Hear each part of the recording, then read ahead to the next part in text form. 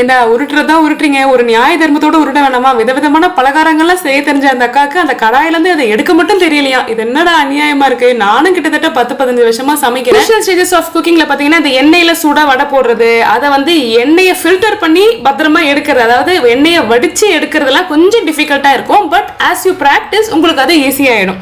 ஓகேங்களா? ஆனா இவங்க காமிக்கிற இந்த ஒரு கரண்டியில பாத்தீங்கன்னா இந்த ஒரு பெனிஃபிட் மட்டும் கிடையாது. அதாவது எண்ணெயை ஸ்ட்ரெயின் பண்ணி எடுக்கிற பெனிஃபிட் மட்டும் கிடையாது, பல பெனிஃபிட்ஸ் இதுல இருக்கு.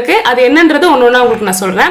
இப்படிதான் இருக்கு அந்த கரண்டி. கூடவே பாத்தீங்கன்னா ஒரு ஃபில்டர் மாதிரி இருக்கு, மேல ஒரு ஹோல்டர் இருக்கு. சோ குட்டி குட்டியா இருந்ததுன்னா அதை ஹோல்ட் பண்றது கொஞ்சம் கஷ்டமா இருக்கு. பட் கொஞ்சம் பெரிய சைஸா உளுந்த வடை மாதிரி இருக்கு பாத்தீங்கன்னா, அது ஈஸியா ஹோல்ட் பண்ணி ஈஸியா நீங்க ஃபில்டர் பண்ணிக்கலாம். அந்த எண்ணெயை பாத்தீங்கன்னா ரொம்ப நேரம் அப்படியே வச்சுட்டு இருக்கணும்னு அவசியம் கிடையாது.